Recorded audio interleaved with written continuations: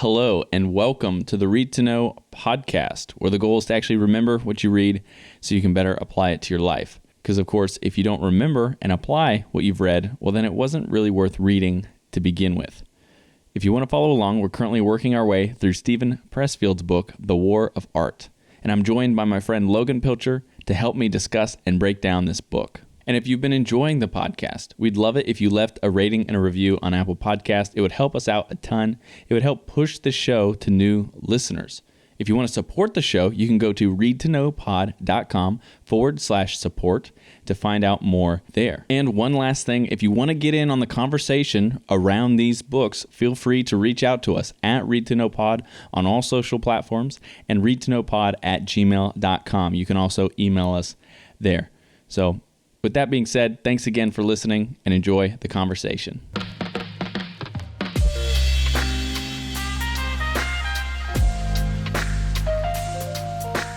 All right. Well, Logan, thanks for joining the podcast. Glad to have you here.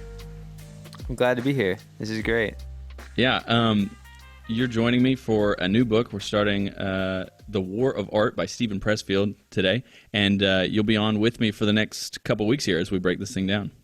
Yes, I will. I think this is a natural thing for us because we already talk on the phone like once a month for like 45 minutes anyway. I was like, whenever you asked me to join, I was like, yeah, this makes sense. Right. Yeah. We've joked multiple times about just recording our phone call conversations and posting that as a podcast in and of itself. So we're actually sitting down and doing something. So for those of you listening who may not know Logan, why don't you tell us a little bit about yourself, what you're up to these days? Well, I am a singer-songwriter. I'm currently living in Athens, Georgia, and I spend most of my time when it's not COVID playing shows and traveling around, meeting new people, and that's most of my life. And right now I'm just, I'm enjoying the chillness of this, I guess, trying to write a lot and be creative, and definitely a good time to read a book like this. So that's good. Right. Yeah. Yeah. We've known each other for probably almost 10 years now. I think like 8 or 9 years. Yeah. I met you at the pool party. Yeah, that's true. That's 100% true. It was a pool party. Yeah. So, good times. But yeah, we're doing The War of Art, and I thought this would be a beneficial book for you and me to do together. I think this is one that we've already talked about that this is one that really can be applicable and for both of us as you being a musician and a creative, and then I myself as well, being a musician and a videographer and just, kind of creative as well. These kind of things that he's talking about really kind of hit home in a way for both of us. So I thought that would be fun to bring you on and be able to talk about this and shed some light on this kind of stuff, with your specific mindset and thoughts that you could bring to the table. I thought it'd be interesting. Yeah. And when you first asked me, I was a little bit doubtful because I am kind of skeptical of people trying to wrap their arms around the creative process and say like, I understand this, when it's like something that like almost no one can really do. But this guy, Steven, he's proved me wrong. Like I really have been just confirmed in a lot of the things that like I have found to be true for myself, like just like little things that like I do to keep myself productive and keep myself passionate. And then also like a lot of new things just like totally have blew my mind that I've never thought about. And I think I definitely a good experience reading this book for sure. Right. Yeah. He has an interesting way of approaching this idea of creativity and this kind of this big force that pushes against it, which is resistance. That's what he names it. And it's something that I've never read. I haven't read anything that talks about creativity in this kind of way. It's it helps my brain because I am kind of creative, but I'm also definitely more of that tactile, like I have to have the details. Like, I'm not going to come up with the next big like creative like thing, but like I am focused in the details and like the tactile things, like what can I execute on, and like he's more grounded in that. It's not fluff. You know what I mean? Yeah. Yeah, you're totally right. I mean, I think his whole idea of like resistance, especially for this part one, is like it just dives, it like hits the nail on the head of like. I think for me personally, in my story is like I was kind of backed into a corner of artist. Like I really wasn't good at anything else, so I'm lucky. But for all other people, that have to like they're like good at school or good at sports or good at like relational stuff, and they're like, oh, I have all these options, but I really love art, and like art is like the scariest thing to jump into in a way. And well, I mean, I know what he's writing about is really bigger than just art, just like creative endeavors in general, things that you really like, you want to do, but you love so much that you're scared to do it. Um, Everybody has those, but I think it's interesting that he brings up these points and he helps us like discover like for example, for me, I was kind of like I had to choose because I really had no other choice. I felt that way growing up. It was like I wasn't good at sports, I wasn't good at school, so art was my thing. And I mean, it doesn't mean I don't struggle with things now, and this book definitely helps with that. But it's like helping people realize that like there is an alternate life that they probably they romanticize in their head, and they think if I could just do this one day, or like they have dreams and stuff like that, and they never do it. And basically, he's saying it's killing you, and if there's something in your life that you want to do and you have dreams, that you should do it and find a way to get there. And the longer you push it away, like he's like, it's so cool. Like the examples of just like even people being sick and like telling them to stop doing the things they don't want to do and start doing the things they dream about, and they're like their whole well-being just adjust.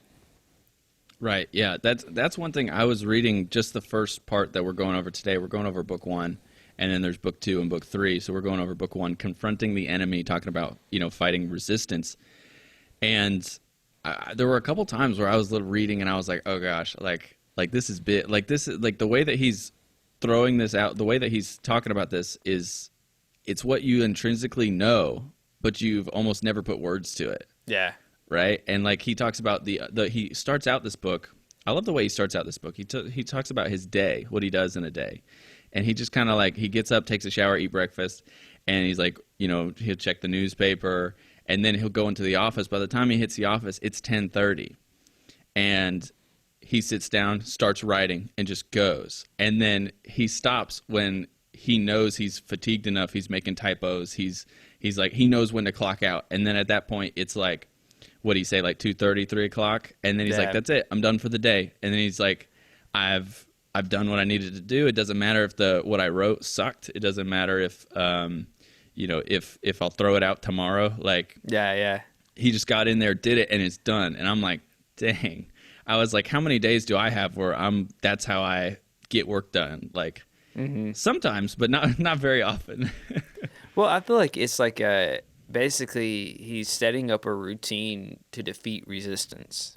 Yeah. Like that's all he's doing is he's like this is a method that works for him to say, you don't have to defeat resistance. You don't have to move mountains. Like you don't have to like go out in one day and achieve all your goals. Like it's a very slow process. But the point is that you sit down and you work on that project or you work on that dream every day.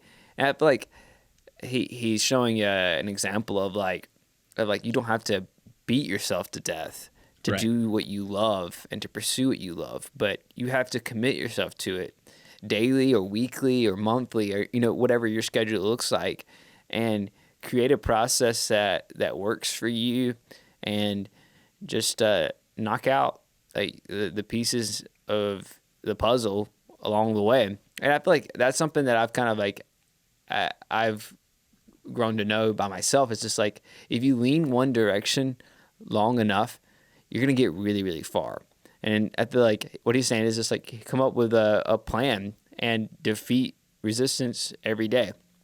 And there's really nothing that can get in your way if you do that. Right. Yeah. And because he says the opposite of that is what he calls the unlived life. Yeah. And that's the section that he kind of goes into next, and just talking about those things that we may push off, we may continually push off, or we're afraid to do. It it gives us this kind of sense of like we're not really fully living, almost in a sense. And this happens for everybody, whether you think you're creative or not. You know what I mean? There's something that is kind of in the back of your mind, or you've always been like, man, I've wanted to do this or I've wanted to do that, and you just haven't, or you feel like you can't. And he calls that the unlived life, and resistance is what's stopping you from doing that. And so he breaks down in this whole first book. He breaks down. It's kind of broken into two sections. What resistance? Are the characteristics of resistance, and then the symptoms that resistance show up as in our lives. Mm-hmm. And the characteristics is talking about it's just kind of relentless. And it's funny how he names this kind of invisible force, because that's the first thing. It's invisible, right? Mm-hmm. And it's this invisible force that is constantly coming at us, unrelenting.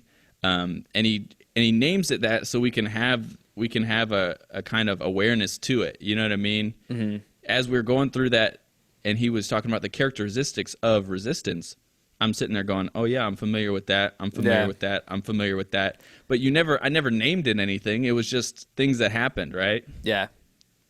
It's true. It's true. It's like resistance is a glove that like has all these aspects to it, and whatever's going to get in our way is like made directly for us, and depending on who you are, like we're our own worst enemies, and basically it's our own mind creating these obstacles for us. And I know for me,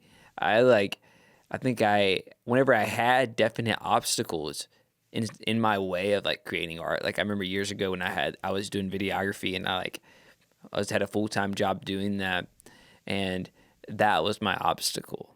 You know what I mean? Like that was what I blamed it on. And in a way it was like, oh, I have a week off, I'm going to go insane working on my art or whatever it is. And now that I have, it's almost like the resistance has like the I guess the physical representation of like a job or something like that is out of my way. It's like my own mind is in my way. Something is going to be in the way no matter what. And it's like just recognizing that and defeating it and not letting excuses or anything else come in the way. Like for me, like I think like whenever I kind of reached this point where it was like I have nothing to really blame my lack of work on, that was a reality check for me for sure. Just like, oh yeah, I'm getting in my own way, and I need to learn to deal with that. So that's an example of something that was very confirming in this book. It's just like, right. Like whenever I feel like anyone could read this and just be like, yep, that's exactly, been through that. I'm going through this. And it's like different levels, and every season of your life is just going to be different, but the same exact thing. Right. Yeah. It's a reality check for all of us in a sense, like, cause that's, it plays into some of the things that we've read before in other books, mm-hmm. where, it's when it comes to decisions you make in life or where you end up, like, it's up to you. Like you have you need to take the urgency like that you have to make decisions and be able to execute, you know what I mean? Like you can't, shift the blame but he says, even though there's this thing called resistance that's coming at us relentlessly, we can stop it. We can fight against it, and we can do things to beat it. You know what I mean? It's not something that's like, oh, we just automatically lose. You know what I mean? Like, yeah. But you have to be, awareness is the first thing. Mm-hmm. I think that awareness is the first step. And then once you're aware, now you can take those measures to kind of combat that. Yeah. And the cool thing is that he turns it on its head. He's like, yeah, this thing's bad, but it's also the best thing for you whenever you're trying to decide how to attack. And it's like you need to know where the resistance is coming from to almost help you dive into it. Because like whatever, there's a cool quote somewhere in there. He's like the opposite of love isn't hate, it's indifference. And basically, if you didn't care about it at all, you wouldn't be struggling with it. The fact is that like for me, music, I'm like, I am to an insane degree in love with the art that I create, and I want it to be right, and I want it to be what I aspire to. And that, I guess that pursuing that can be very, very scary. And that's why I would put so many walls in the way of it, because it's like you're scared if it's successful, you're scared if it's not successful. What do you do? You know, like all these kind of different aspects to it. It's all scary whenever you love it. If you didn't love it, it would be the easiest thing ever. You know what I mean? Because then you wouldn't worry about it. You'd spit something out, and just like any other job, you know, like flipping a burger, you know, you're not scared of the burger, but you're scared of like that video you got to create. You're scared of like, you know, whatever it is that you're really dreaming about. Right. Yeah, exactly. And that section where he's talking about that stuff, that was one of my favorite spots in this first section of this book. Mm-hmm. Because he's talking about that, like, it's like your true north. Like, wherever you face the most resistance, you should pay attention, because that's probably the way you need to head. You need to head that direction. And that's a bold thing to say to like me. I say it kind of stuff to my friends all the time, and it feels like you're an it's like I am a terrible person because I am telling someone this, but really you're not. Like, and I feel like this book helps describe that in a way where it's like it's true. Right. Yeah, it is. And it shows up, like, you know, it shows up in that. He said fear and doubt. That's another thing that was kind of closely tied to that. It's funny, like, I don't know, I'm sure you've asked yourself this question, but I have, you know what I mean? Like, am I a good creative? Like, am I good at shooting video? Am I good at music? Yeah. You know what I mean? You ask yourself those things. And he says people who ask themselves, usually that's the stuff they got to do, because people who think they're all that, like, it's really not their business to be doing that stuff anyway. Yeah. It's like that's the fake creative. Like, the authentic, like, artist is like vulnerable and loves it so much that, you know, the artist wants it to be good. Right. And if you're not vulnerable and you're not like doubtful of it, then you're not in that obsessive head space that like creates something insane. You know, you're in a very like safe spot, and it's just not. If you're in a super safe spot, it's like we're meant to be pushed, and I think that was also a good. He's like, you know, like for example, like actors will choose the film or the thing that pushes them further in their career. If they've already done it, usually they're done. And I feel like probably some resistance could be choosing the safe route instead of recognizing that, okay, this fear is an indicator of I need to go after this and I need to do this so to make it to the next level and to keep building upon what I have. Yeah, and one thing that we haven't talked about yet but stood out to me was that section where he talks about how he uses the example in this analogy that the worst move that a crab can make is try to reach out to get out of like the bucket or something. You know what I mean?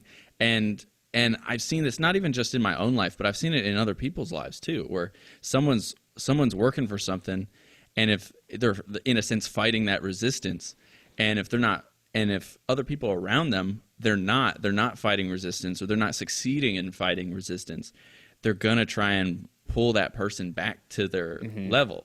You know what I mean? It's and what's funny, I've also seen the opposite, where someone who is finally breaking through that resistance barrier, and the people who have already done that or are already working on that, they're excited for that person. You know what I mean? Like, you know the difference. You see the difference. If someone's in a good spot, if they're seeing someone break through that, and they're like, dude, that's awesome. Like, I'm so excited. Like, they're not criticizing. There's no criticism there. Like, so you know when someone's at that level by the way they respond to someone else at that, doing that same thing. And it's something we all struggle with. I mean, it's like whenever someone's doing something amazing that you want to do, but you're too scared to do, it's easy to judge them. I think in the music world, in the creative world, it's like, oh, they sold out. Like, that's like a thing. But the truth is that, I mean, we all want to promote ourselves, and we all want to promote what we create. And like someone who's confident in it can do it and do it well with, and then someone who watches from the sidelines is usually judging them because they're not doing it as well. And it's definitely a process and a journey for people to kind of get there and like start to promote themselves or share their art in whatever way possible. But it's like, I think that's definitely a reality and definitely a resistance in a lot of people's ways. Like they're just too busy worrying about other people to just genuinely like love something and share it with other people. And I don't know, one of the biggest things for me was like the support. Like I've lived in several different places now, and I've like probably the biggest one I would recognize is like I live in Nashville for all last year, and that's a supportive town. And like there's a ton of collaborations, and that's what that like city is known for, is like just like creatives like helping each other. And I think that's a wonderful thing. But this book recognizes that that can be like a crutch, and that can be something that resists a resistance in people's like creative endeavors, and that like you have to have a cheerleading squad around you, getting you to the next point. Right. And one of the cool things that I think the metaphor he had was like when you're on your deathbed, like, and the family surrounding you, like they can't go there with you. And whenever you sit down to do your work and create your art, it's you and that art. And that support is counterfeit. Like it's good and it's helpful in some ways, but then in other ways, it's like whenever you get down to creating the art, it's not a true help. And like he talked about like someone having a dream that like kind of like helped them understand that like they needed to take the wheel of their own life, and like that was like an internal support, and that internal support was healthy and real, and like they could use that whenever they sit down to make their next piece of art. It's like it's something that's worth something because it came from inside you. And not that like other people supporting you is a bad thing, but I just feel like being like a whole person and completing your art in a singular motion, I guess, is like sometimes better. And a lot of people can rely on other people to kind of get them there, and he's saying it's not necessary. Right. Yeah. Isn't that interesting the way he looked at like support like that? That's not one thing that I was expecting, as far as, what he said about that. It's like almost you have to be a little bit of a loner. You know what I mean? Like that's kind of how you have to embrace it. Not that, again, like you said, not that people can't help and like you can't have people on your team and like stuff like that. But when it comes to you kind of pushing yourself across the finish line, that's all on you. Like that can't be on anyone else. How did you feel? I feel like the most controversial thing as like a Christian is like the fundamentalist versus the artist, or like versus the what was the other one? I think it is the artist. It's it's like this idea that like, I don't know. It's like it is true. You see this a lot, and it's like the artist has to have like this childlike wonder in a way. Or it has to be naive in a way, like to pursue these projects and to pursue to try to understand something, I guess, and create art around it. It's like you have to be a little bit naive and you have to go through the process a little bit unknowing. And it's like the artist looks forward, but the fundamentalist looks backward. Right. And the fundamentalist looks like towards their past, and so towards this like previous purity to try to bring meaning to now, rather than creating something that is moving forward. And I feel like that's a very interesting aspect of art, and I feel like that does represent a lot of like religious art, and a lot of like the difference between someone who is like an individual person who is pursuing something, a creative endeavor that's not. It doesn't tie itself to something in the past. It's like, this is something new, And I feel like a lot of people are tied to the past. Like, and that can be fun. I guess that can be like anything, like, any religion, any kind of like culture. It's like, if you're obsessive about the past, then you're not creating, you're creating a replication of something that's already happened. I know he kind of gets into it. And that's probably the most confusing part of the book right there. He gets kind of deep really, really quick. And you're like, whoa, whirlwind. And then you're out of that chapter. Yeah. Yeah, he talks about that idea between a fundamentalist and an artist. And I mean, you summed it up pretty well, but I think it is I think really if you want to succeed, you really have to lean on the side of the artist. You know what I mean? Like you have to look forward, and no matter what you're doing, like he said, if you're starting a business or you're painting a painting or you're drawing up blueprints for a building, you know what I mean?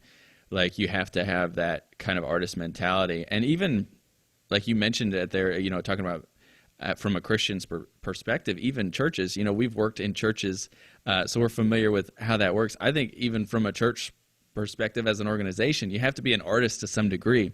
You have to be looking forward, because the quickest way to find yourself at the death of a church is when they're too focused on the past and they're looking backwards more than they're looking forward. Yeah. And I feel like if you look at like the characteristics of, for example, probably a lot of like religious, I guess like the people who created these religions in a way is like Jesus was not a fundamentalist. You know what I mean? Like Jesus was an artist, and he was creating something new. And I feel like if anything, that's what we should fall in love. That's an aspect of not to make this about Christianity, but that's an aspect of Christianity that we should take away from it as artists. It's like, oh, I don't want to be so like romanticized about this idea of the world, 3,000 years ago. I want to create and manifest that destiny now and create something new. And I feel like that's what he was saying, is like, he's like really like religious people and like really fundamental people he says they are creative, but they create like an evil, and that's what they live in their life corresponding to, rather than pursuing something new and awesome and like start focusing on the good. It's like they take and they create this evil, and it's like their resistance basically, and they're always fighting against this instead of making progress. Right. Yeah.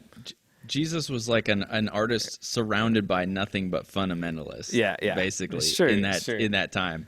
But yeah, that's a good point to make. I mean, that's an interesting kind of takeaway there, for sure. There's also a section about rationalization, and that one stuck out to me as well. Yeah. Because, I mean, I'm definitely more of that analytical kind of brain. Like that's how my brain works. Yeah. Like I'm always analyzing. So really, like the rational thing, that's me. Like most of the time, like I will rationalize things and get myself to a point. Like, and I like he makes that correlation, because resistance is fear. Yeah. But just fear alone will actually guilt you into taking action. Yeah. Just by itself. So sometimes you need the help of sometimes resistance needs the help of rationalization to be able to tell you that it's just not worth doing at all to begin with. It doesn't matter if you're afraid. Just don't. You can come up with a reason not to. It's like fear camouflaged, and it makes it easy. It's an easy way out, which I feel like our brains do very quickly. Oh yeah. I find myself at anything I'm scared of, I'll start like coming up with really good ideas of why I shouldn't do it, and it's just defeating those. And it's really hard to talk to other people. It's like a very personal thing, like a personal battle for sure. Like, cause like you talk to other people, and I'm like say I'm talking to friends who make music or make videos or any kind of art or any kind of endeavor they really dream to pursue, and they talk about what gets in their way, and like it's like even from the outside they're pretty convincing. You know what I mean? Someone who has something in their way has pretty set on it, and usually can really, I don't know, it's very convincing, even from like a friend experience. Right. I'm like, yeah, it sounds like that's going to be difficult, and I'm like, I wonder if they'll get it done, And I think there are senses of like, for me, like I feel lucky in that there's not many of those in my life, but I do feel like that's been intentional. Like I've known like what I want to go for, and it's like be intentional about not putting like those aspects. Like if you want to pursue something, it's not like you have to like sell all your belongings and get on the road, but like it's like just don't commit yourself to things that you feel like are going to get in your way. Yeah. And that's a whole I feel like a whole process on its own of just growing in your art and becoming an artist and being like, this is who I am, this is what I'm doing. And I'm saying artist, but that can be anything. And, that can be like a business endeavor or whatever. Yeah. Yeah, you can so quickly make those rationalizations. Like, I mean, even before I've set my alarm for the morning, and then I wake up from that alarm and I'm like, all right, heading to the gym. And then before I even get out of bed, I'm like, well, should I? I mean, like, I need the extra sleep. Let me just get the extra sleep. Yeah. And then that's what happens. And then it's like an hour and a half later, I finally get up. You know what I mean? Like, things like that, it happens so quickly, so quickly. And the interesting thing about that too is, he says it's a rationalization is not just a lie you tell yourself. And I think that's why you said it's convincing when you hear other people say it, because it's not just a lie you tell yourself, it's one you believe too. Yeah, so, yeah. You know what I mean? If you believe it, then you're speaking it as truth, and that's why it can be so convincing, even to other people hearing it. But yeah, really interesting stuff. There's another idea that he talks about that is similar to that rationalization, where he says that your worries or your hesitations, they may be true, like they may be legitimate. Mm-hmm. Like he gave the example, maybe my wife is 8 months pregnant, and like maybe I shouldn't start this until after we get settled with the baby and those type of things. And he's like, those are legitimate reasons, but the funny thing is that still doesn't matter. You know what I mean? And he gave the example that Lance Armstrong won the Tour de France 3 times while having cancer. Yeah. You know what I mean? Like, even though we have a legitimate excuse and we have a legitimate rationalization, that still doesn't mean that we should throw off that or not take action. Yeah. How would you say, I feel like I'm reading this book as myself, but I'm trying to put myself in someone else's shoes, that say someone doesn't have a firm, for me it's music and just art in general. I'm like it can look several different ways for me, and I'm just always kind of inspired. I'm lucky in that. But there's some people I feel like that don't have a clear dream. They don't have a clear, right. And I know I don't really understand how that feels, because I've always had this idea of romanticized for a long time, and I think about people in my life that really don't have that. And if they read this book, I'm wondering if they would be frustrated, because they're oh, they're acting like it's so easy to know, and I honestly do feel like everyone probably has something tugging at their heart that they don't express. You know what I mean? Right. And they have some kind of dream, a sliver of something that they wake up in the morning and they're thinking about it, and where do they daydream? I feel like those can be indicators maybe. But I guess he's saying that resistance is the indicator of that. Right. Yeah, I feel like I'm more along that line, I think, personally, at least for most of my life. Mm-hmm. I feel like I'm that type of person where, especially when I was a teenager, I'm like, what am I going to do? I don't know. You know what I mean? I still really don't know. There's nothing that's so just imminently clear. Provisions, right. Yeah, and there are things that I'm interested in, and I'm moving towards those. Yeah. And yeah, I think even if someone has something that they never even said out loud, I think probably they have something, even if they've never said it. They never said it out loud. They've never vocalized it at all. There's probably something there. It's I want to be a professional fisherman, someone that's probably a lot of people's dreams, but instead there's something else. You know what I mean? Right. And it's well, if you really wanted that, you could do it. You really could. Or whatever it is. It's there's nothing. I feel like the more bizarre, almost the better in our day. Right. It's if it's bizarre, there's not many people out there, and you can create your own thing.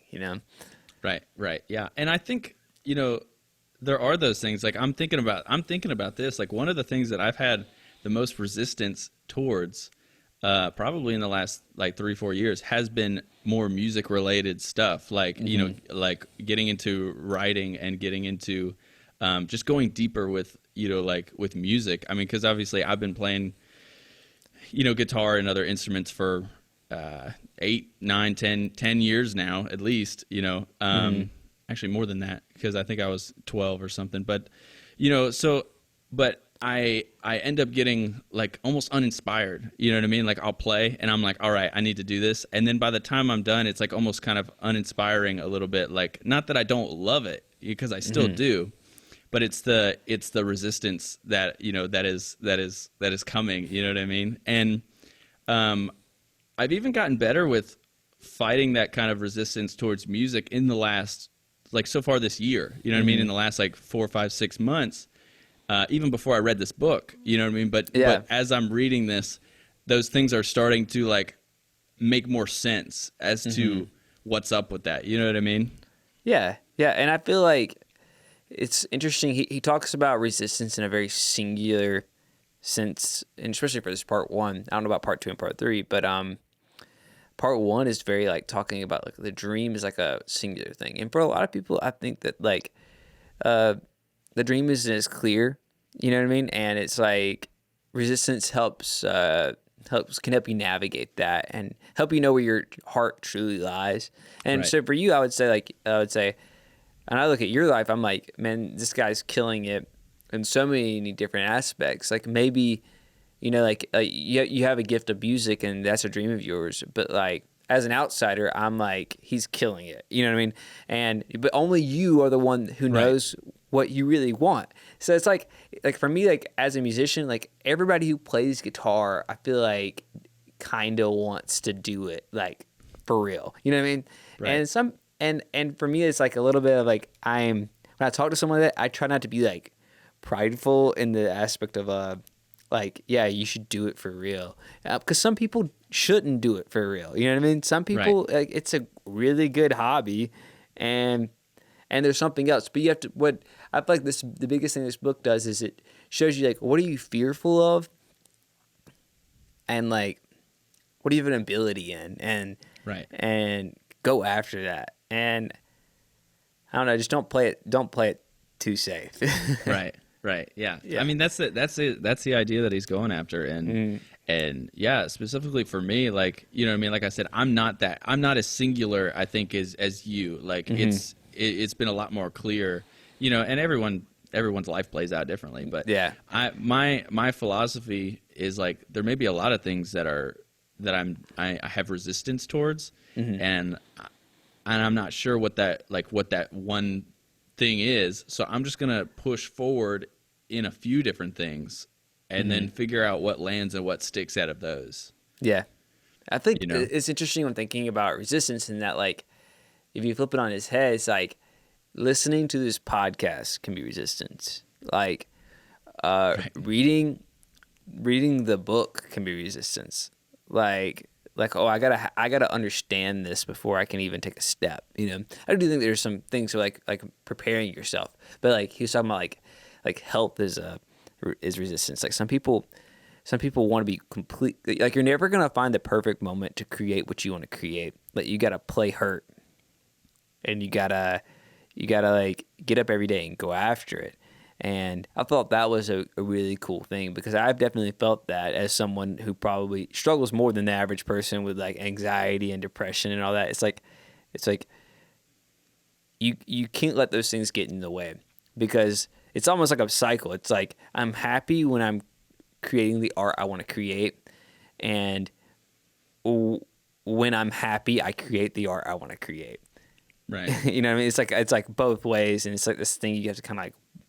And he's like basically saying like let the thing that you want to pursue be your safe haven, and like let that be your savior, you know, like and put, I guess, like place your bet on that rather than anything else, rather than drugs, rather than, it's like like whenever those things that are just like false senses of stability or false senses of like just peace, like don't go after don't go after the fake thing, but go after the real thing. Go after what your heart desires and what your heart is scared of. Because when you get through that work and you push that far, it will be rewarding and you'll be happy.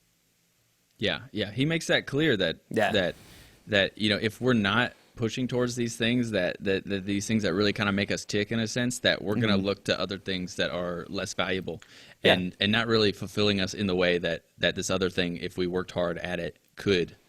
And that's interesting, because even if we know, and even if we think that we're gonna get this fulfillment from working hard at this thing that we want to pursue, that resistance is coming against us, but if we push forward, it's gonna be fulfilling. Even if we know that, he also says you still have to fight the battle every single day. You know what I mean? Like, it's just because you won it yesterday. I like that analogy he used, because he said that guy, even at like 70 years old, every time he performs, he still threw up beforehand because he was nervous. Yeah. Like, You know what I mean? You always still have that. Like, You never get rid of it. And I feel like the fact that you're pursuing something that you're in love with is what makes it worthwhile, because you know that feeling will never leave. And I think that's why I love music so much, is that like I'm not confident in it. You know what I mean? I can't like there's not like an equation that equals good music. And I'm like, right. I just have to fight for it, and it's not something that comes easy. And it's Right. like, that's what I want to spend my life doing. I don't want to spend my life, doing the easy job that makes good buck, and then I can find another hobby. I'm like, I want to go after the real thing. And Right. I don't know. Right. And you feel that way because he makes the point. You feel that way because you care. You know what I Yeah. mean? And if you didn't Yeah. care, you wouldn't be worried about, oh, am I even any good, or No. any of those things. Like, yeah, and all of those things point towards, hey, this is where I should be heading. This is what I should be doing. Yeah. So yeah, I mean, this is a lot of stuff to break down here in this first section of this book. Yeah. But It's been packed. good. I feel like someone just reading the first section of this book is worthwhile. Oh yeah. Like just the first section. Like I have the audiobook, and I listened to it this morning just to recap. And it took like less than, I think it was like an hour. Yeah. I'm like, I could listen to that once a week for an hour and just be like, oh, like mind recalculated, like calibrating my brain. Right. Just- Right. It Yeah, really does exactly. help. And it helps you recognize like a lot of areas where you fall short and where you're like succumbing to resistance. Right. Yeah. Yeah. Like I said earlier, just being aware is the Mm-hmm. first step. And Yeah. then and that's what this is. Just kind of this first book is just being aware of it. Mm-hmm. And then in the next weeks, we'll get into what to do about it. Yeah. But just being aware of it is just huge in and of itself. Yeah. Yeah. I feel like he does go into like he ends it. I think, does he start and end with the same kind of story? He's like, Yeah. his schedule is like whenever we get into the next part, I know I wrote some notes on that. But yeah, I feel Yeah. like Let's if you're ready, let's go ahead and get into it. We can break out the book here and take a look at a few quotes and specific things that we like from what he said. all right, let's do it. All right, so we have the book out in front of us. Well, I guess Logan has some notes, since he's I'm an rolling, audiobook guy. rolling with that Audible life. He's got some notes in front of him. I got the book. I did read along with Audible. I like combining the two. That's So him that's talking, right? He's the one talking on it. Yeah, he's the one reading it. Yeah. Yeah, it has a very personal feeling to it, and I like it has like epic music throughout. I'm like, he's like giving the it's like a war cry. Right in between those Fighting sections, resistance. It feels like a Star Wars or something. It's cool. It's supposed to pump you up. Once you're like, all right, this resistance, like you got to. I'm fighting it. You're pumping yourself up to be like, I am now ready to conquer resistance. Like, Yeah, I am. yeah.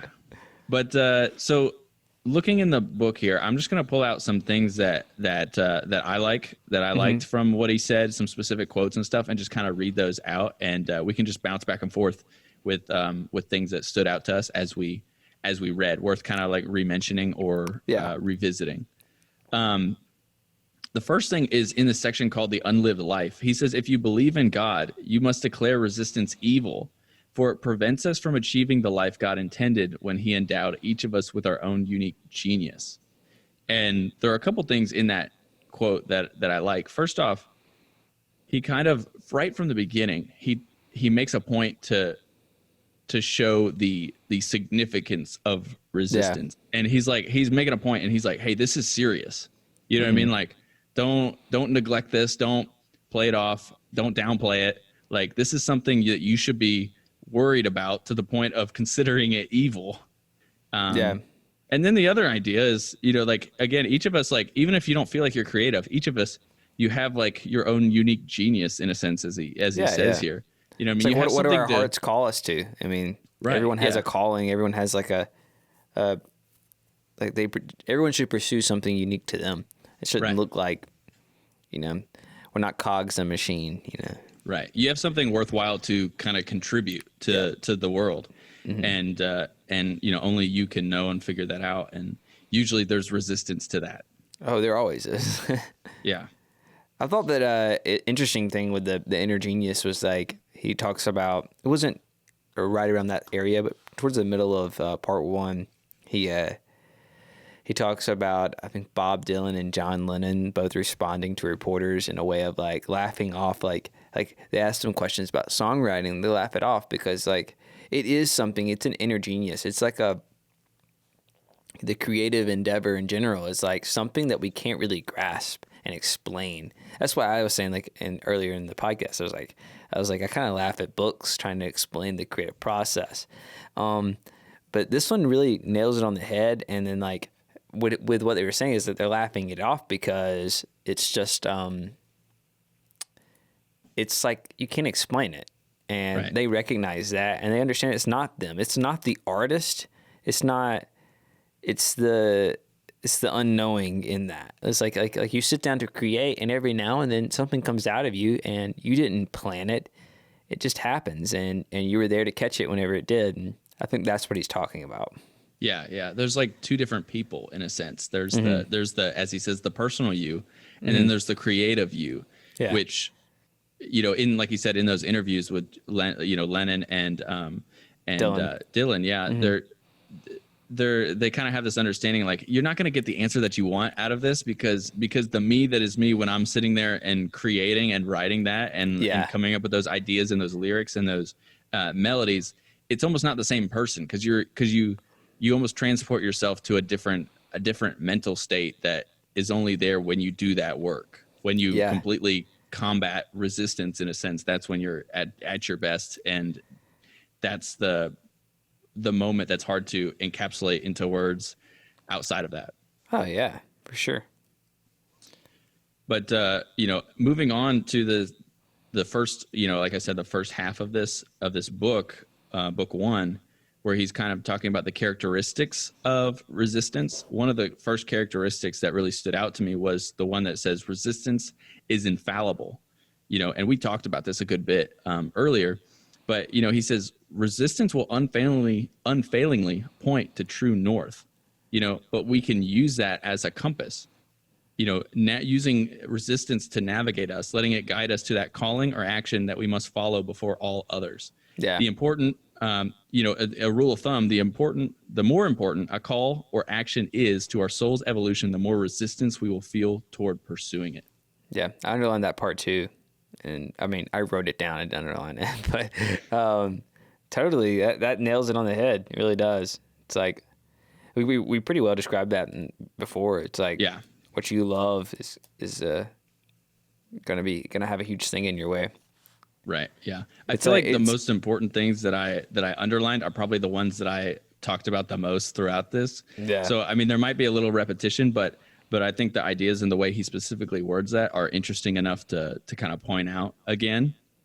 Another one was he talking about resistance recruits allies. Most of the time, resistance is self-sabotage. Like that's kind of how resistance plays out. But, there's that sabotage by others that's possible as well when there's people around us who are not being able to deal with their own resistance in a healthy and positive way, or they're failing to, and he says the reason that people might come at you when you start to fight against resistance is because that they are struggling consciously or unconsciously against their own resistance. The awakening of your success becomes a reproach to them. And if like you can beat these demons, why can't they, Yeah. And, I see that play out, not just in my own life, but other people even, like you see that in situations in life and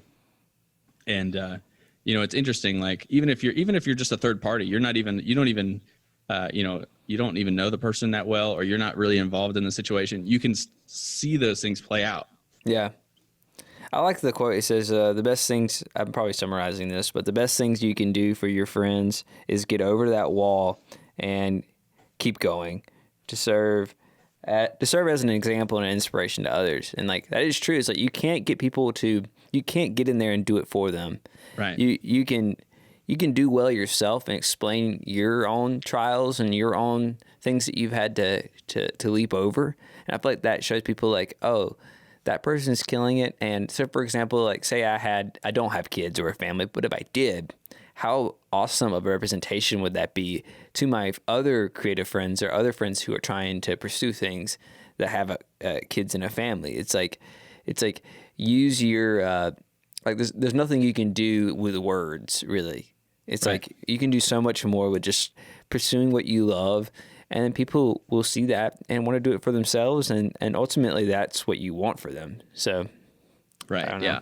I've been on either side of that Yeah. coin at times. I think maybe we all have. There's sometimes where you're on that coin on that side where someone is looking at you and they're like, man, if I could, I feel like this, you're so close, like, push a little bit harder, like try and break through that resistance. And they want to help, but there's nothing that they can do. You know what I mean? Like Yeah. it's up to me to be able to make that choice.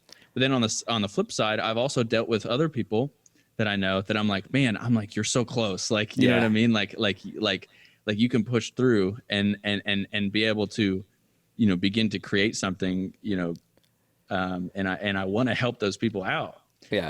But the only thing, like you said, the only thing you can be is a great example. Yeah. And there's nothing that you can really do to make them do it. They have to see that and come to that on their own volition. Well, I do think having hard conversations with people that you truly love is good. And I do think that like also inviting people into your process a little bit. Like I think from the outside, for example, someone like me, someone may look at me and say, wow, like he's doing a great job or whatever, but they don't see the struggle as well. And so there's someone that you love that you want to like help encourage. I feel like that is a good way to say like for example, me, like you don't know how many songs I create until I find one that I want to release. You don't know how much money I go through just like creating stuff that like no one hears, and it's frustrating, and it's like it beats you up, but you just gotta keep every day going at it. And for example, for me, like I'm not good every day. I mean, there's some days where I get at it and I get nowhere, or even days where I don't even pick up my guitar because I'm like such in a dark spot. But it's like, I don't know. It's like I'm not. I feel like as you mature and as you become a better artist or a better whatever you're doing, it's like you just start to learn yourself and learn how to deal with these things. And I want to get better at that for sure. And I feel like this book is definitely kind of showing me a clear goal for who I want to be as an artist for sure. Right. Yeah. Yeah. And that's like he said, at some point in this, that it's the battle that's fought anew every day. Just because you nailed it one day doesn't mean that that same resistance won't show up the next. Yeah. One of the things yeah. I love, he says, like it kicks in hard at the end of the goal. Like whenever you're getting towards the end of the goal, there's like a whole nother layer of resistance that hits you. And I feel like this is an example you see on like movies all the time, like the successful whatever, gets everything he dreams, and then he like falls. And I feel like that's true in a way. And then also like, even in a sense of like you're almost there and something comes out and you get in your own way. It's just like mentally you're so close and you start to question everything. It's like a whole another level of like mental game you're playing. And I've definitely experienced that with pretty much every creative endeavor I've been down. It's like you get to a point where you're like, is this even good anymore? Am I even good anymore? And you're like, I am. It goes like so far down, and then finally you're like, okay, this is okay. I'm gonna release this and be proud of this. But it is a process of like just questioning everything. And I feel like what he's saying is like this is a reality, and take it for what it is. It's just resistance. It's not real. It's like just something getting in your way again, and not letting it distract you from where you need to go. Yeah, yeah. He gives that example of that story that this guy was sailing. I think is it a fictional story? I'm not familiar it's like with a Greek but, mythology, I think. Like right. Odysseus or something. Yeah, they're sailing across across these seas or oceans, and they get so close, and he's so confident that they're gonna make it because they see it, like we're right there. He takes a nap, right, and then people on the ship they open this thing because they think there's something valuable in it. It's like a gust of wind.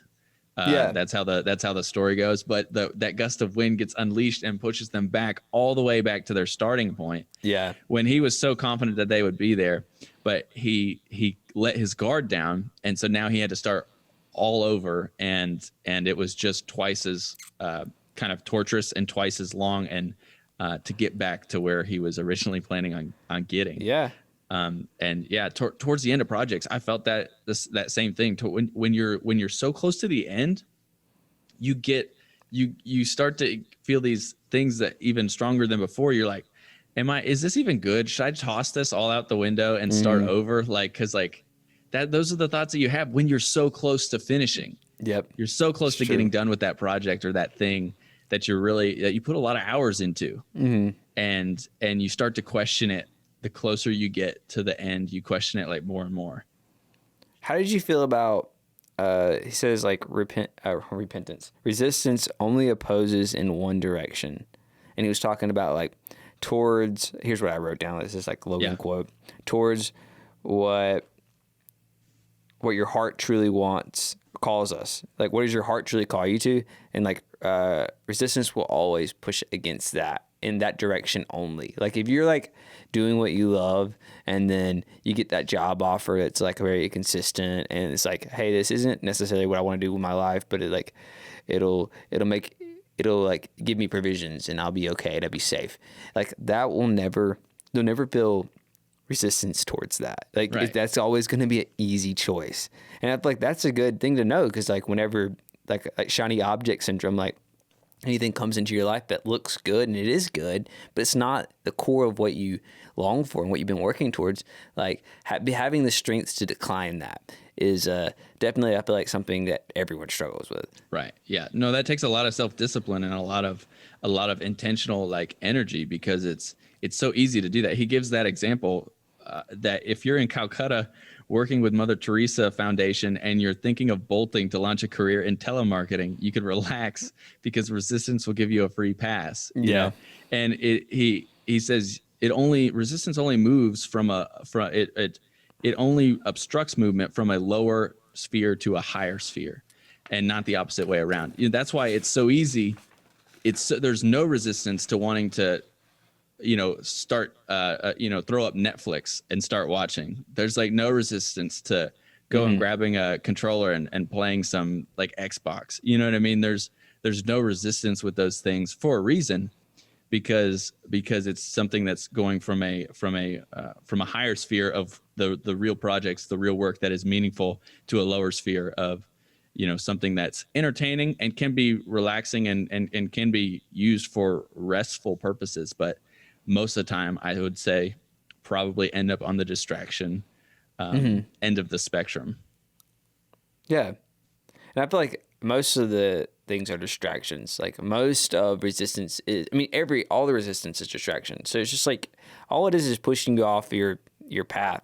And I feel like I have them written down here, like procrastination, sex, trouble, drama, self-medication, victimhood. All those things are like little, there's a lot more, but it's like those are very, I see those in like in my life and people around me. It's like, it's very true. It's very easy to get caught up on, like, I feel like trouble was an interesting one. I don't necessarily feel like I struggle with this one personally, but I definitely see this a lot, is like people like stirring up trouble in their own lives, because it's easier to get attention being, doing something scandalous than actually doing what you were meant to do. Instead of like sitting down and creating the piece of art that you wanted to create, you did something to gain attention that brought trouble in your life. And it's like, I think a cool quote is that the artist recognizes I'm summarizing as well, but the artist recognizes like trouble and harnesses it and transform it into her art basically, and uses it. And so like, instead of like, oh, I'm going to go stir up trouble right now, I'm going to dive into my art. And basically that's what the whole premise is like, instead of like going to these other things, you really go to your art and you make progress in your art, and it just like leaves you fulfilled, and it leaves you in a better place to be a whole human and just be a better person. And it's really, I feel like this is all about taking care of yourself. Like if you're an artist and your heart longs for it, you're never going to feel complete, and you're never really going to treat others to like fully and be there present with them if you haven't created your art. If you haven't won today, you're going to fail in pretty much every other aspect of your life as well. So you have to win every day with resistance, and then that frees you up to be more than you are. Right. Yeah, those things that often are easy to chase, that and when he says causing trouble, it's not necessarily like we're looking for problems. We're looking for really attention is what he's getting at.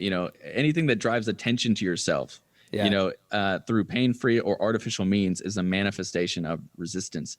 Yep. And it's a, I feel like we all instinctually kind of know that, but it's not something that we ever labeled. You know what I mean? I never labeled it like that. And knowing that, I can think of things like where I'm like, oh yeah, that was that was me because I wanted attention that time or that day. And when I really, when I really should have been working, and I would have been happier if I just would have finished that project or finished that thing that I was working on instead of trying to conjure up something to make myself feel better because I felt either discouraged about the work I was doing, or I felt like I wasn't good enough or something like that, which causes you to then search those ulterior like hits of adrenaline or hits of dopamine, you know what I mean? In some way, like that's where that comes from. It's true. And I think that like there is a balance to all this. Like I've read other books where they suggest like feeding your genius. Like they talk about your genius and like the artist in you. And it's like you need outside inspiration. You need to be a healthy person. Like you need to get out there, and that's why he was talking about like in his day he has like a schedule, and he turns off and turns on, and like he goes home and he's probably present with his family or present with people in his life. And I thought that is true for all of us. Is like we're not saying that like, or this book is not saying that like you just jump into your art and you became so obsessed that you push everyone away. This is saying like make progress in your art and you'll be more present with everyone around you, and you'll have more room actually because whenever I know how I am, I'm like, if I'm not doing art, like if I don't spend 4 hours a day or 5 hours a day doing art, then I'll spend my whole day thinking about it. And I, regardless, I'll be thinking about it, but it's like I'll be like more antsy. It's almost like someone who works out all the time and you don't work out. Like if you go a day without working out, you're going to be like, I didn't work out today, and you feel bad. And what this is saying is like set up a schedule and do it every day, or do it, whatever your schedule looks like right now, and you'll just feel better for sure. Right. I feel like another interesting thing was this is coming from two single dudes here. Choice of a mate. That was an interesting little segment there. Yeah. Which I feel like I have definitely experienced. Not like he talks about like basically one mate having the carrying the vision and carrying the dream, and the other one kind of tagging along and being like, oh yeah, like my purpose is with you, instead of having their own dream. And I have felt that kind of worry of like, I don't want to be the only one, dreaming and I guess like pursuing what I love. And it's like whenever you're finding a mate, it's basically warning you like make sure you're on the same page, and like you're both pursuing something, and that one of them is not like piggybacking on the other one, because it makes for a very interesting dynamic that's not necessarily love. It's like they're falling in love with your purpose or your which is a very odd thing, I think.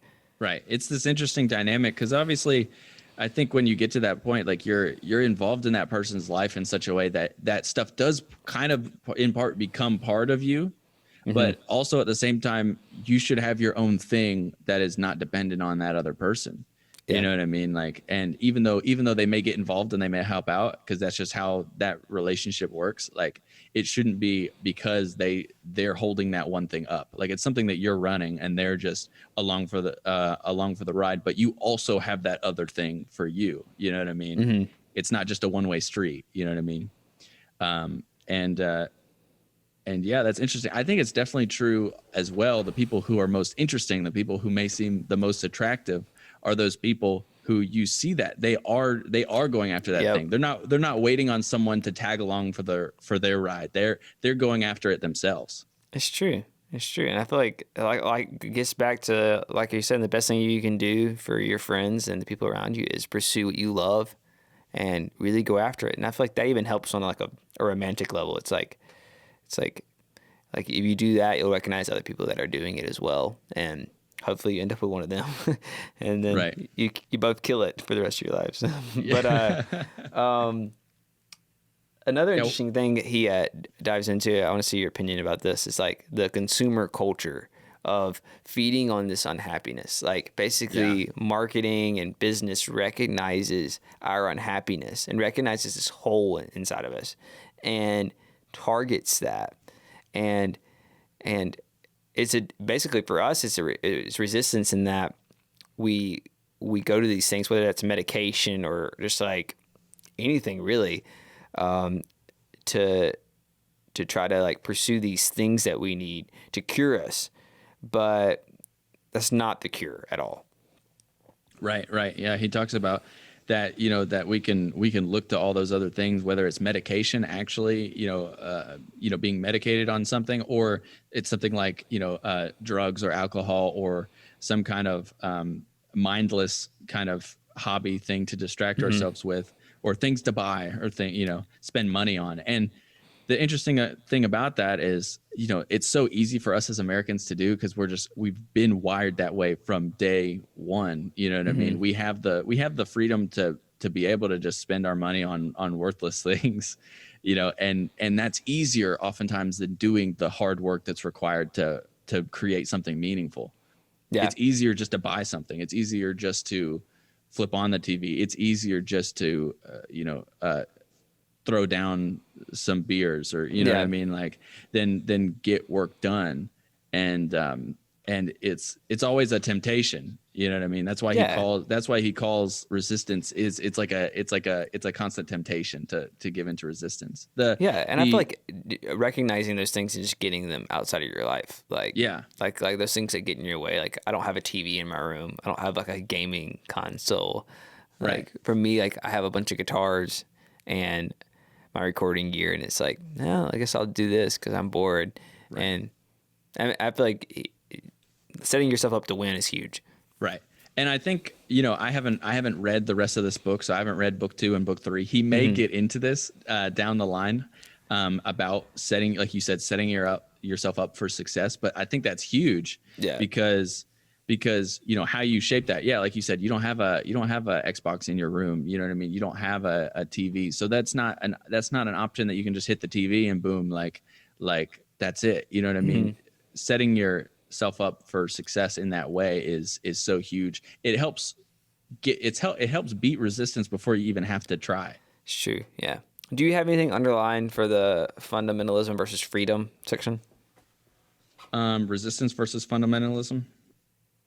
Yeah. I think it was towards the end here. He says the paradox seems to be, as Socrates demonstrated long ago, that the truly free individual is free only to the extent of his own self-mastery, while those who will not govern themselves are condemned to find masters to govern over them. And that's such an interesting point to kind of end this like little section on, because he's talking about, he said earlier, it may be that human race is not ready for freedom, not necessarily in freedom like not necessarily like the same, I think, freedom in America like that we have, but like freedom to pursue whatever you want to pursue. Exactly. You know what I mean? Like we're not wired that way. We're wired to like almost survive more than to thrive on something external than just living, than being able to live another day. But in America, we have the opportunity right now in time, we have the opportunity to work on things, to do things that aren't crucial to our survival. Yeah. And it's almost like as people, we're confused on how to go about even processing that or doing that or working on those things. Like we don't almost understand it naturally. Yeah. Well, it's almost like this is what it's all about, is like our brain puts up a fight against everything. And it's like, we're used to, I feel like over, generations and generations, like we've had to fight to survive. And then now we're very, we're very blessed in that like we don't have to, that struggle isn't as far, but there is still a struggle for sure, and it exists inside even just pursuing what we love. So moving on past that section of talking about fundamentalism versus, being like an artist, he moves on to these sections that are very like closely tied together. I think talking about criticism, self-doubt, fear, and then even like being a star, like, as he says there. Are there anything, we covered most of those like pretty well, I think the first time around. So is there anything else that you have left to kind of like add to those thoughts and ideas? I have being a star is a very interesting one to me. It's like success, like happiness, comes as a byproduct of work, and recognizing that. And that's basically his whole thing with all this is like people are obsessed with like the stardom and the reputation they get from the art they create or whatever they're pursuing. When they, this is a Logan quote, I said, fall in love with the process, which I've heard a lot of people say. It's like you just got to, if you're a songwriter, if you're a creator, if you're a videographer, if you're an artist, you got to fall in love with creating art, and first and foremost, before you can have a successful career in it, and really just continuing that relationship with the art that you create, and like staying passionate about it. And I think that's something that's easy to get distracted once you've created a few pieces of art you're happy with. You're like, okay, now I'm ready to promote myself and ready to for the next step. But the key is like having a deep well and just, I guess, really, really working and keep creating. And because if you're so sold on one piece of art or one thing, you'll be, I guess like you'll almost be stopped in your tracks, because it's like, I'm obsessed with this one piece of art and I don't feel like I can create anything better than this. And I need this to work. And if it doesn't work, it's like, you don't need to have that frame of mind. You need to be more focused on like, I'm going to keep writing songs. I'm going to keep creating paintings. And no matter what the outcome of this, I'm in love with the process of this. And really, happiness and success will come with time. And honestly, if you have that mindset, it's just more authentic, and people will see that and receive it better anyway. Yeah, that's definitely more authentic. And how even like it's freeing too. If you really are able to like see that, focus on that, and live in that mindset, because he says the professional concentrates on the work and allows rewards to come or not, whichever they like. You know what I mean? So he's not, almost in a sense, not even expecting anything. And then coming from that place of not really expecting anything kind of just opens the door to not thinking too much of yourself, and then also not like hinging your bets, like trying to like wait it out and just like, oh, I hope this comes through for me and I get this reward, or I get praised because of this awesome work. Like if you don't expect any of that, then it's just like, oh, hey, cool that happened. Yeah. But you're not hinging what you think of as success. You're not hinging success off of that idea.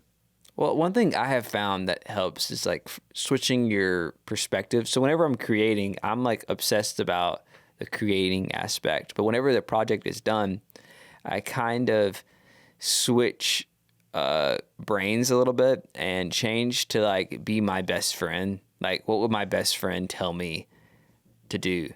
What would my friend... Right.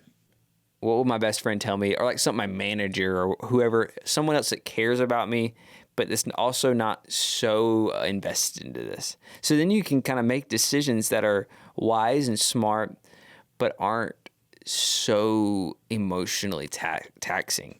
And I feel like it's definitely the key for like promoting yourself, because I hear what you're saying, and we're on the same page. But it's like there's a lot of my friends that create amazing art, but then just miss that last like 10% of like, hey, let's share it with people. And how do you share it with people without going nuts and going crazy, right, or like feeling dirty? As like a pretty humble dude, I'm like, it's hard to share and say, hey, look at this. But the truth is, I need to do that, especially in a world where a lot of people are creating. It's like you have to speak up. And I think finding a balance in that is definitely something that each individual has to do, but don't shy away from it. This is just my personal Yeah, note. no. It's like doing that while still creating art and falling in love with the process. It's like you got to promote yourself, but also like you're not putting weight on it. It's like Right. you're doing what you know is wise for this piece of art and this project, but also you're not. That outcome does not mean anything when it comes to you getting back tomorrow and working on it. Right. Yeah. I know. I agree 100%. I think it's like you should put it out there. You should definitely like get it out there, let people know. But I think the expectation of like you talking about the star thing is that when you post it and when you share it, don't be expecting people to come back and be like, "Oh my gosh, this is the best thing ever. Yeah. Like this has changed my life," or like, just you're not looking for praise. You're not sharing it to look for adoration and praise, but you're sharing it because you think it's something worth sharing. Exactly. And I feel like that's the way I have approached it. And it's almost like I like to think about it like I'm creating the art for someone who discovers it 10 years from now. And it's like, I find that kind of perspective also helps with me because it's like I share, like I create stuff I'm really proud of and I'm not looking for that quick hit. I'm looking Right. for someone to consume my art and see it as a whole and experience it and really get it rather than someone like scrolling down a feed and being like, oh my gosh, this guy, and then forgetting Right. about me a week later. So, I mean, I know I'm looking at this from the perspective of like a musical artist, but I feel like that goes with everyone. It's just like, and he says like, of like in the beginning of the chapter, he mentions like that resistance is really just, I guess like what we're doing is we're fighting resistance to gain a reward that is long lasting. It's not impulsive or fickle. It's like something that you're saying no to now for something that you feel ultimately will bring more value to your life. Yep. And yeah, he gives that exact kind of analogy. It's resistance or fighting resistance is the pushing off of immediate gratification for something later down the road. But I do like that thought that you had. Like I haven't thought about it in that way, but I like that idea of you're posting something or putting something out there, not for even the people who are going to see it now, today or tomorrow or next week, but like 10 years from now, like down the road. Like that's an interesting way of putting that into perspective because especially nowadays that stuff is going to be around in 5-10 years Yeah. and then it even is almost like you understand if this will stand the test of time in a sense or not, you know what I mean? Yeah. That like in 5 to 10 years will this still be a relevant thought or idea, or in 5 to 10 years will I still know that like I should have this is something that should be out here even 5 to 10 years from now, like Yeah, and I feel like it makes it more fulfilling in that. I mean, I do think there's moments when you can be strategic with marketing or something that's trendy and cool, and like post something that's very now, and that's okay. But like for me, like especially like whatever I have on like YouTube or like on my website and things like that I want to keep around for a long time, videos and things like that. I have found that like the comments and the things that people say to that don't feel fleeting because I did spend so much time in making something that I really do feel like will stand the test of time and that is purely me. If someone comments on that and says, "Hey, I really enjoyed this," like that will genuinely make me feel better than someone commenting on something that's very trendy. It's like, "Hey, like right. I got 500 likes on this trendy post," or I got like, 50 comments on something that really meant something to me. And it's like, it's just a different kind of perspective. I find this the only way that I can kind of move forward and keep myself stable mentally. Yeah. Yeah, that's a good way to put it. Now, moving on into these next couple sections here, these also kind of like play into each other in a sense, and I'm curious what your thoughts are on this because he talks about resistance and isolation, talking about specifically like kind of being alone, like in your work and kind of being Yeah. isolated, and then healing, and then support, like we mentioned earlier, talking about having the support of other people around us. Yeah. What do you think about that? Because again, like I know, like we're both extroverts. You know what I Yeah. mean? Yeah. I think we enjoy being around people, and we like that a lot. But I think we also either if, I don't know if I was 100% conscious of it, but like you do almost like he says here, you kind of have to be a little bit of a loner to be able to actually get the meaningful stuff that you really want to get done. It's true. It's true. And I do think that I'm borderline introvert extrovert. Like it's definitely I go through moments where I'm an extrovert, and then definitely like I feel like I probably go like a week out of the month where I'm an extrovert, and the rest of the month I'm like, don't know and talk to me. But Right. I think that art is a very for me, like I fell in love with it by myself in my room. It was like a safe place for me to create, and no one could tell me that doesn't sound cool, or that you shouldn't do that. And I feel like that's what I fell in love with, and that singular kind of I feel like that's the most important thing is like that's where your juice comes from, is that singular. It's not coming from your friend. It has to be yours. And you can collaborate and you can work with other people, but the love and the heart behind it has to come from you. And the only way to do that is to discover it. And sometimes it takes like getting away from your friends, getting away from your family. And for me, that's definitely what it took. I have a musical family, and like it took me, moving away and just kind of seeing the world from a different perspective to ever really get me to fall in love with it. He also moves on to the section with I'm talking about healing, which I think is interesting. I don't think I thought about this very, very much, but he said, people think that they have to fix themselves almost before they can create something meaningful. Yeah. Like you have to fix yourself first. You have to find like healing.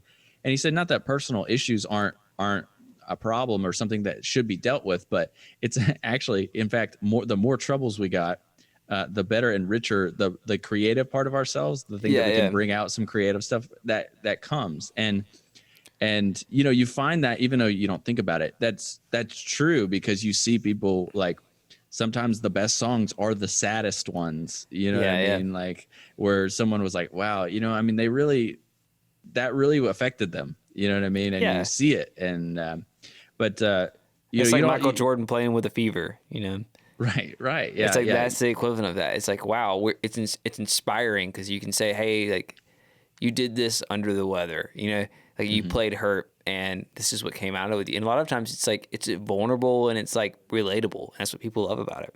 Yeah. Definitely an interesting point that he made healing. there. I think we talked about that in the previously a good bit, and it's like waiting for the perfection to create and start the project is never the way to do it, because there's never going to be a moment when the the stars align. It's like, oh, now I can create. It's like it's always a battle, and you can sit around and romanticize the idea of your project all you want, but if you never sit down and do it, you're not making progress at all. Right. Yeah. You can't get all your ducks in a row and then start. Yeah, for sure. It's true. And that plays into the rationalization chapters where, he mentions that Lance Armstrong had cancer and won the Tour de France 3 years and counting at that point that he wrote it. But, just because like all that stuff, you can rationalize as many things as you want, and it shouldn't be something to stop you, because people have pushed through, and sometimes their best performances have come out of pushing through that, what would seemingly be something that says, hey, you should just stop or take a break or don't do that. But when they push through, sometimes they have their best performances ever. It's true. I feel like what else do we have? I think that's it. We just got to the end there. There's resistance can be beaten. That's the end. That's how he kind of ends this book. He opens it with similarly, right? With the same kind of thing, talking about his schedule. So I actually think, because I listened to the audiobook as well, he doesn't go back in the actual physical book to the like what I do in a day.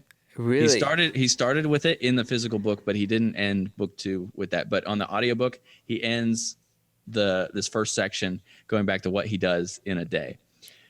So in the physical book, the last section is resistance can be beaten, right? He says it seems absolutely impossible until you remember that, like he says, it's like if resistance couldn't be beaten, there'd be no Fifth Symphony, no Romeo and Juliet, no Golden Gate Bridge. Yeah. And it's like he said, it's like giving birth. It seems impossible till you remember that women have given birth for centuries, years, successfully, with support and without support. So resistance can be beaten. That's how he ends this section. And so we'll move into book 2, which is actually combating that resistance. So the first step being aware of it, then the next step actually taking active steps to combat it. I love that, man. Yeah, and that's what we'll break down next week when we get back into this. Sweet. Well, thanks for having me on this. I'm excited for next week and excited to read more of this book. Yeah. I think this has been a great book so far, and even I feel like now after reading this and then having this conversation, you almost feel a lot more inspired. You know what I mean? For sure. It's like we just dug deep and figured out some things. It's like. Right. It really is. It's like, and I feel like being able to recognize these things in our lives and just like, it makes you less like hurt and damaged and being like, why am I not doing this? But you're like, oh, like I know why I'm not doing this. Right. And I need to get it together and recognizing that it's a battle every day rather than a failure, just altogether. Like literally today you can change this, and today you can make a change, and today you can do better and set a new plan for your life. And I don't know. Right. I like to say that my life is an experiment, and I feel like I've kind of lived by a lot of this stuff for a long time and have never been able to articulate quite what it is. And this is like really just agrees with my soul, I guess. And it's cool to be like reading something like this and then, I don't know, just being able to confidently move forward. Cause like I said, I was like, my life is an experiment, and I'm hoping this works out. But this gives me like more confidence of like, yeah, it will work out if you just keep leaning towards, what you love. Yeah, I think this first section just put a label on a lot of things that we all keep experiencing, and then we have something to call it now. You know what I mean? I think that's the big thing on this chapter, and I'm excited to move forward. I'm excited to dive into this to the rest of this book, man. So we're doing book 2 next week, and I'm definitely looking forward to it. Looking forward to having you back on and talking about this even more. Sweet. Thank you.